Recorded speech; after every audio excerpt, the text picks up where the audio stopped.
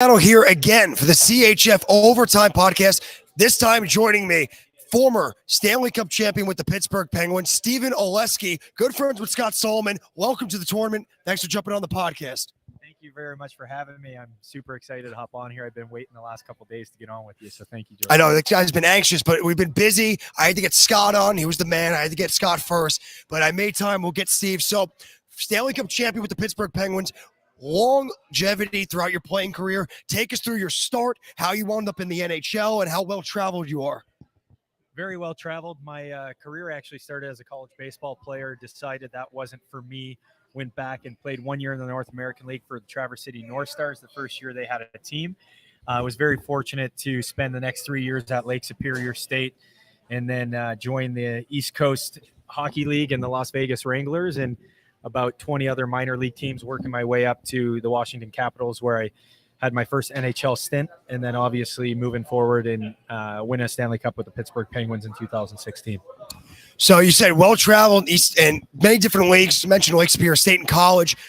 So multiple leagues, got to transition to different type of playing styles, right? What was that like, changing and adapting along the way to then progress eventually to the NHL?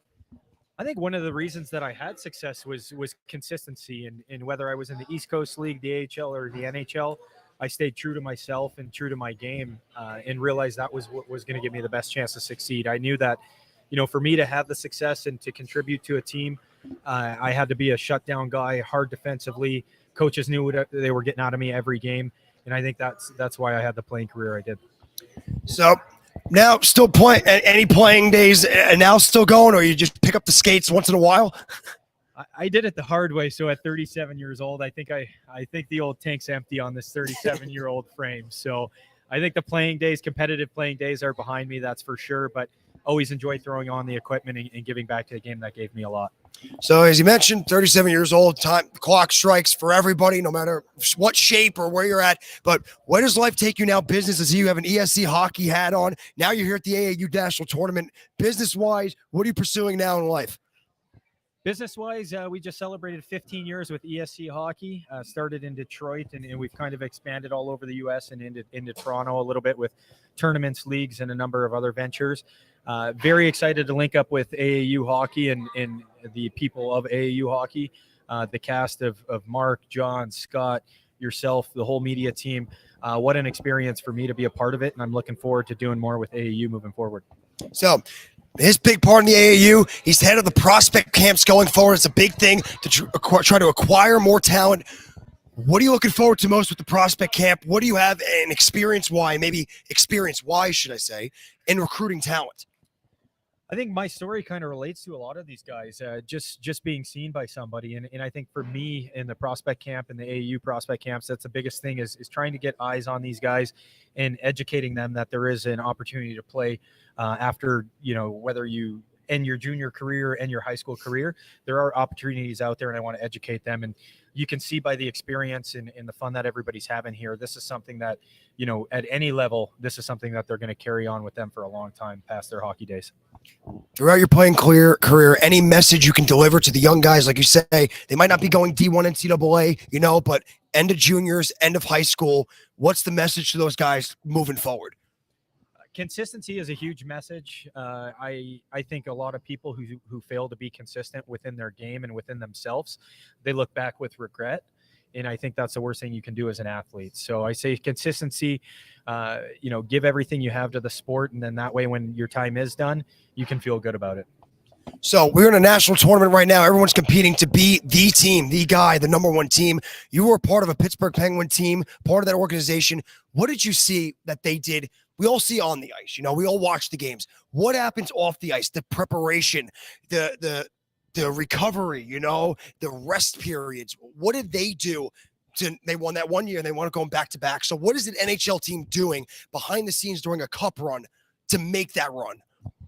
I think one of the things is you look at leadership and how key leadership is to a team's success. And when you talk about the Pittsburgh Penguin teams that I was fortunate enough to be a part of, Sidney Crosby is the ultimate leader. He does things the right way. And when you look at the grind of a season, everybody talks about the grind to win a Stanley Cup and to go that far and everybody's beat up. And then the quick turnaround time to go back to back is incredible. And I think that starts, very much like the infrastructure of AAU. It's a family-like atmosphere, but it's top down, and it starts with the trainers, giving us the best facilities and the best treatment possible for our recovery, preparing us to play to the, and maximize our abilities. So we had an awesome staff. We had a leader like Sid that, made sure everybody was doing the right things to give us the best chance to succeed. And then you have to have the buy-in from the players, and the buy-in is huge. Everybody wants to be a hockey player. Only some people want to win, so guys in that locker room really, really wanted to win. And I think that's why they had the success they did back to back. It wasn't, practice wasn't just put on your skates, go out there, do the drills the coach drew up. It was go out there, do the drills with a purpose and for a reason. And, it carried over to our games, and every game we played, there was a purpose behind that game. Win or lose, that team grew and we got better. And me, a guy who was an up and down guy, and it didn't matter if you were there for a day or a year, you felt like family. And it made, as a player, it made it very, very easy to leave everything you had on the ice for each and every guy. You were in the locker room, like you said, with Sidney Crosby, one of the best leaders in sports and hockey, period, as well. What was his leadership style? What was he very vocal in the locker room? Did you feel like a weight of expectations when you were dressing up, when you're putting on the skates one night and you look across the locker room, you have Sidney Crosby as your captain? I think a generational talent like him, one of his talents as a leader was to relate to you no matter who you were on a personal level. Very personable guy. He was a friend first, and then you watch him, and it was a great guy to learn from, just watching him, how he moved, how he treated people, his practice habits. I just had a conversation earlier today. After all his accomplishments, he was still the first guy on the ice, last guy off the ice, which to me is amazing, in itself. And that was contagious throughout that locker room. And you had a number of guys that were a support cast for him. When you look at Pascal Dupuis and, you look at Marc-Andre Fleury, on a guy like that, they don't win those Stanley Cups if he doesn't approach the situation he was going through like a true professional.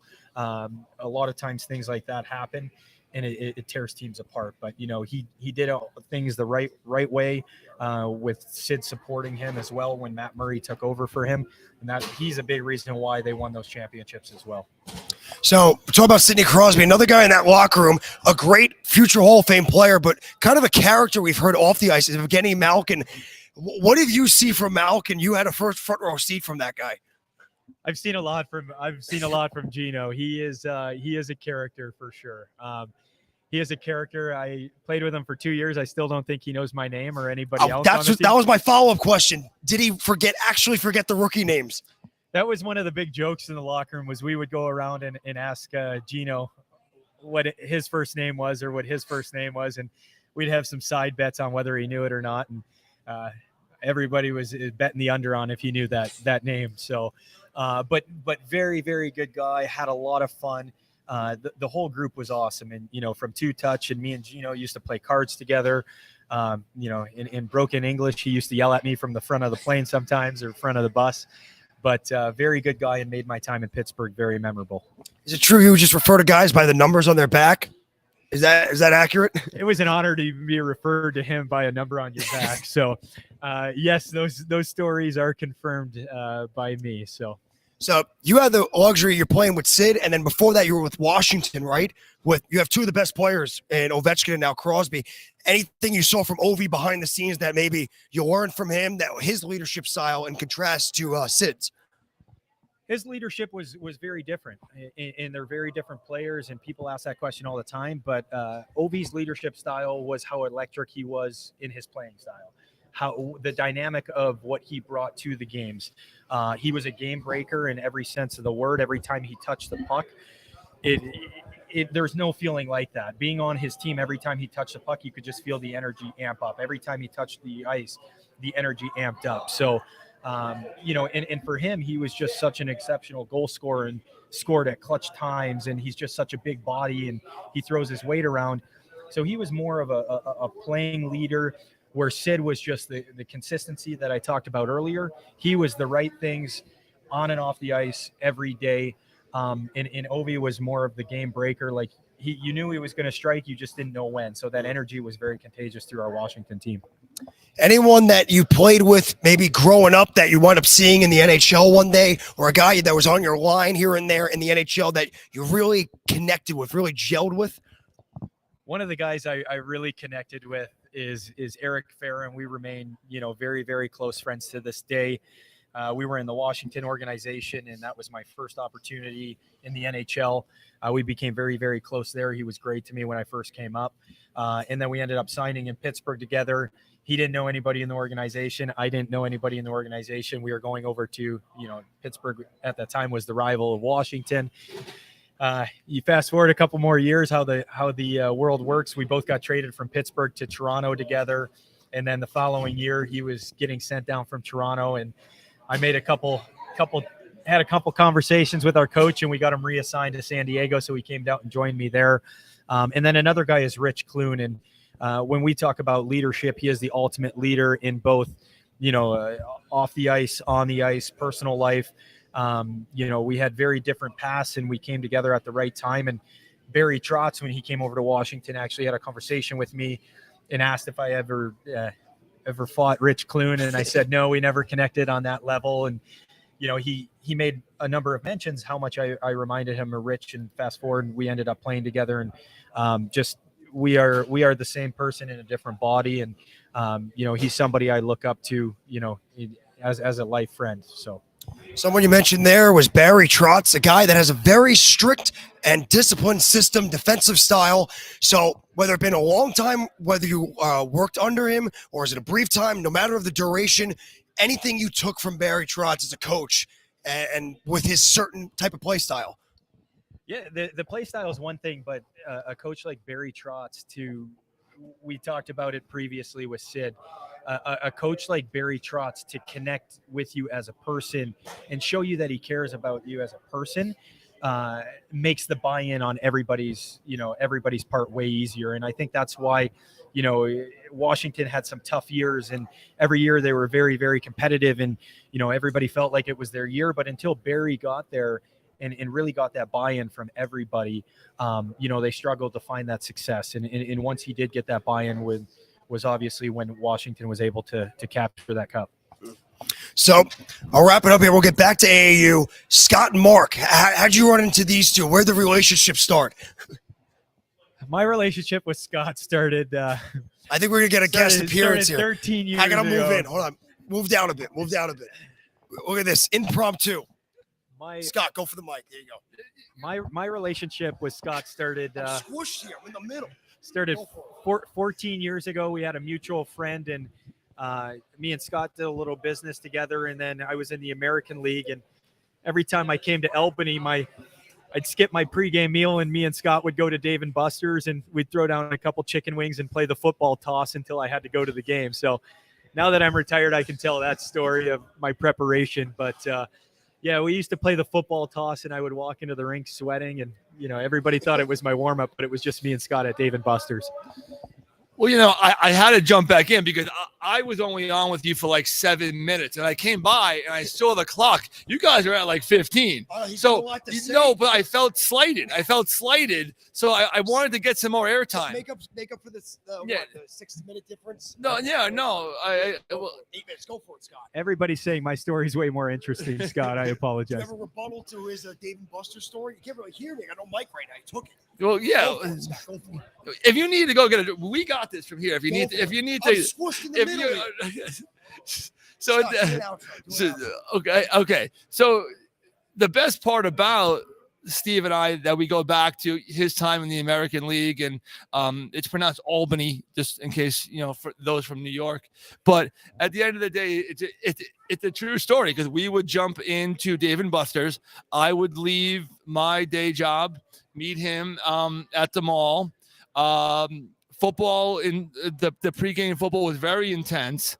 The Albany at the time was the Devils organization. It was the Devils organization, the Albany River Rats, and then they went, and then they changed their names. But we would do that. We would go upstairs in the mall to get a Starbucks. He would have his espresso shots before right, and then Steve, I don't know if you guys talked about it, you talked for so long, but he's very into coffee. Steve is very into coffee. Oh, he actually has a coffee company. He has a coffee company. Is it true? It's true. Yeah, Yes, it yeah. is. Okay. Yes, So he has a coffee company. So with that being said, we went up to Starbucks. He was looking for espresso. He was looking for little cups for his espresso that he drinks pre-game. And he found one he liked. He didn't realize, though, it was a Christmas ornament. And it didn't actually open. So it was actually true story. True story. All right, Scott. True no, story. Everything you speak is the truth, Scott. So yeah, so at the end of the day, so after he bought 6 Christmas ornaments, thinking that he could use them for his coffee set, he gives a fake name at the Starbucks counter. And what I tried to explain is no matter what I think of him, which is the world of his story, if you look at it, no one would know. If he could be in full uniform in that Starbucks in the mall in Albany, no one would know who he was, right? So the beauty of it is, in all seriousness, it goes back almost a decade and a half. But if you look at Steve's story, and I don't know how much you talked about it, and I am just now monopolizing the microphone, but He's hijacked our interview. which is fine. But college baseball, into college hockey. I'm assuming that was covered. Undrafted, worked his way up. And as much as we joke, and that does go back to the friendship, it's a story about, what you want to be and what you want to put the work into it. He is a health and wellness guy. And when we launched the AAU College Hockey Prospect Camp series, it's a guy that I wanted to put in front of our prospective players. It's a guy that I wanted the story to be told. We could joke for hours. So much of why we do what we do here is who we get to do it with. And it's people like Steve and yourself, Jordan. Even though you can't leave if you wanted, you could just squish between us. It's a true statement. It's an absolute true statement. But it's the people that you want to be around. It's the people that we want to put around our players, because not only of kind of who they are, but where they came from. And again, it talks about life and hockey, but in that order. And I think that's the most important part about partnering with people like Steve.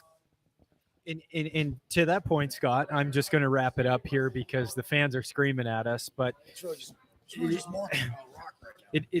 it really is. It's all about educating everybody on different routes, different paths, and doing it for the right reasons. And I think that's what really attracted me to the AAU group was, they do things for the right reasons and to benefit, the players and people involved. So, no, again, I appreciate the time. Here you go. Rest your voice. No, you can rest your voice. You do the outro. I don't even. Overtime podcast. Scott Solomon, Jordan. Okay. So once again, day 2 wrapping up here at the AAU National Championships. For the Overtime podcast, this is Executive Director Scott Solomon, Steve Oleksy. Somebody crashed in the middle here. But at the end of the day, we'll see everyone back tomorrow. Thanks.